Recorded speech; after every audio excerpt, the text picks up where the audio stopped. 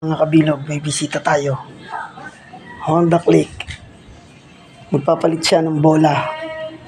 Yan, nabaklas ko na.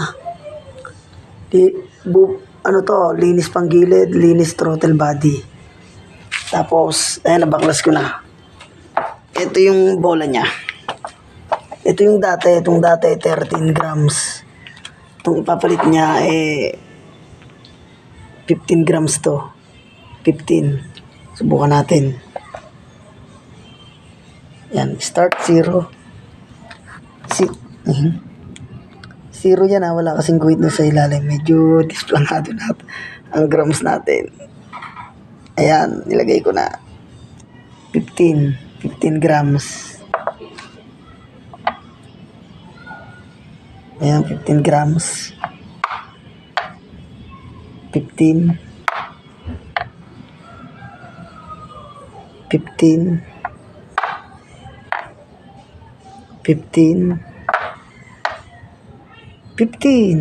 Ayan, okay. Ang issue nito, palit bola, linis na, panggilid, throttle body.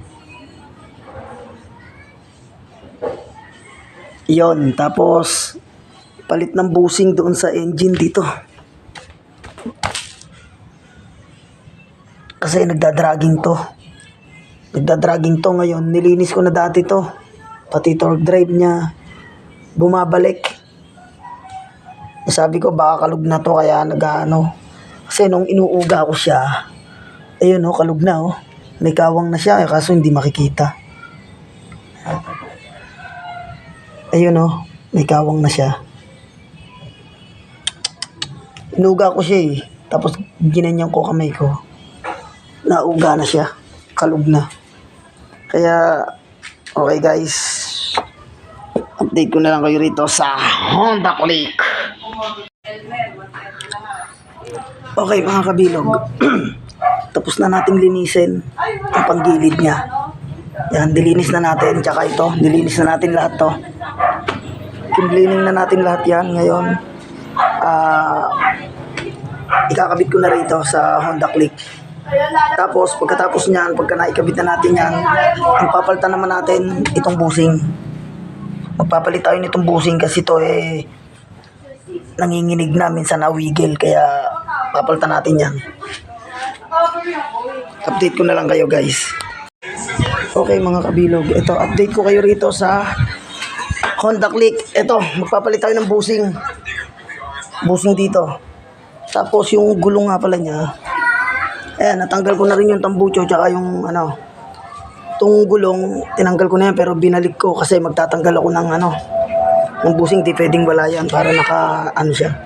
Tapos magpapalit din tayo nito, brake shoe. Ayan.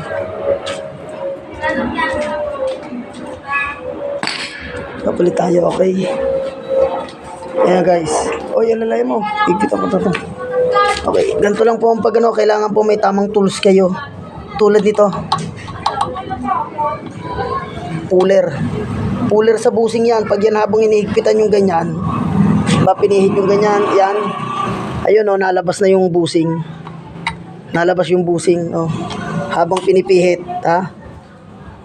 medyo may katigasan, kaya tamang pagtanggal po nito, gagamit po kayo nito.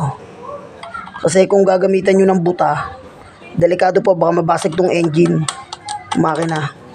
Kasi pundido po yung makina, malutong, mababasag po yan. Kaya dapat meron kayo nitong tools na to.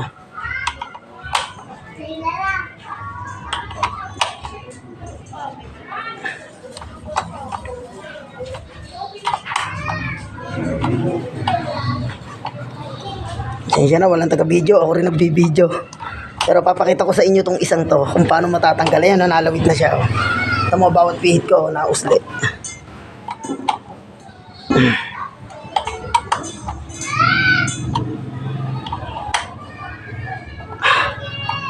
Kailangan may tamang tools. Ayan, lapit na, nalabas na siya.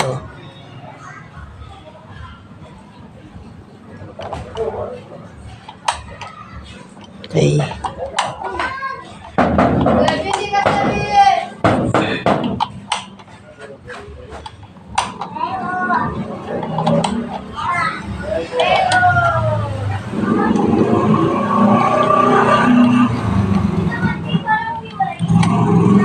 pala, kailangan nyo ng katulong.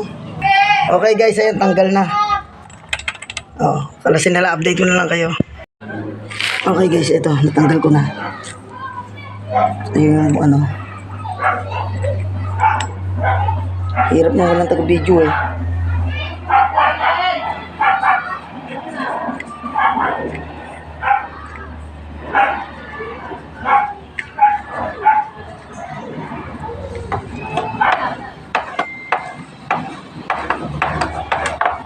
Yun, ito na po oh. Kunin natin. Yun. Ayan oh, kitang-kita nyo po may tama na siya oh. Ayan oh, may tama na oh. Ayan oh. Durog na yung gilid niya. Malambot na yan, kaya ganyan. Napitchit na maigi. Ayan oh, yung gilid oh. Okay, ganun din ang gagawin natin pagkala sa kabila. Okay guys, update ko na lang kayo sa Honda Click. Okay mga kabilog, update ko kayo dito sa Honda Click. Binalik ko yung unang nabili ko, yung local, maluwag sa ehe. Maluwag sa mismong ehe niya. Ito, bumili na ako mismo sa mismong Honda. Sa Honda na ako bumili, ito. Sa Honda na ako bumili, 310 ang isa. Busing. Yan. Pa isa, oh. Dalawa yan eh. 310 ang isa. Yan. Ito yung resibo oh.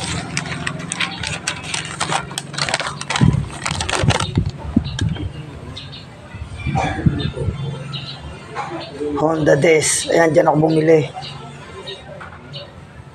Ayan o, 600, 620, yan, 310 ang isa. Okay. Okay guys, magkakabit na ako nitong ano. Kakabit ko na itong busing. Doon sa engine support. Update ko na lang kayo mamaya. Okay mga kabilog. Eh, nakabit na po natin yung busing. Nakabit na natin. Pati yung doon sa kabila. Ayun. Nakabit na rin natin tsaka to. Maganda talaga kung may tamang tools kayo na ganito. Para mapadali yung trabaho. Mahirap lang sa pyesa. Medyo kaya nagtagal. Naghanap ako ng pyesa nito. Sa Honda pa ako bumili. Okay, update ko kayo. Kakabit ko na lahat. Okay guys, update ko kayo. Sa Honda Click. Eto, magpapalit tayo ng fuel filter. Ayan. Fuel filter niya, nakalas ko na. Ayan o. Nakalas ko na yung fuel filter. Tapos, ito yung fuel filter. Ang mahal nito. Sa Honda o. 380.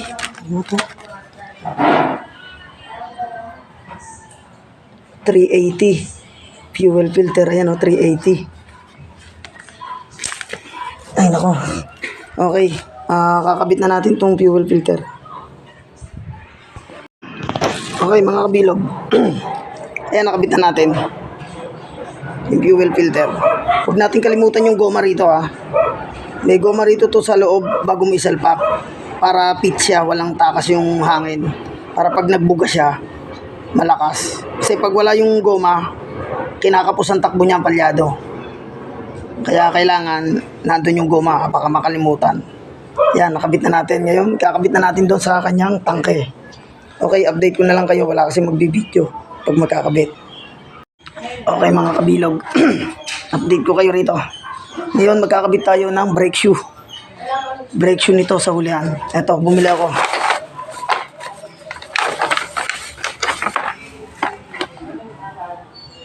Honda Click. Tatak niya brake shoe. Ano tatak nito? Crayon Premium. Crayon Premium. Basta, yan na yan. Kapit natin. Update ko kayo. Okay guys, update ko kayo rito. Ayan. Sabay-sabay ko na, kinalas ko na rin to.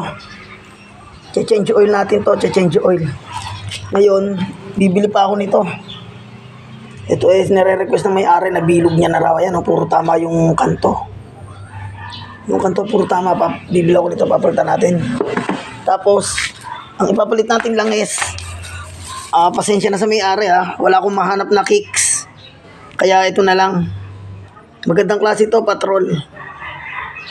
Patrol, ayan o. fully synthetic. Fully synthetic to, patrol. 350. Magandang klase ito, fully synthetic. Okay, update ko na lang kayo.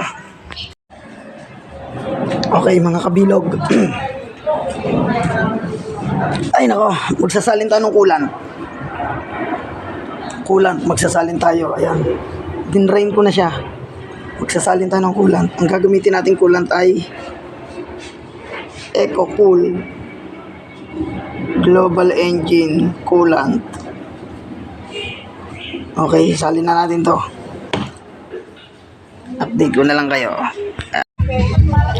Okay mga kabilog, finish na po tayo dito sa Honda Click. Ayan, napalitan na po natin lahat, pati yung engine pusing, preno. Wala na po yung panginginig niya, yung dragging, tsaka yung uga ng buong katawan, wala na. Salamat nga pala sa may-ari, sa tiwala. Bye-bye.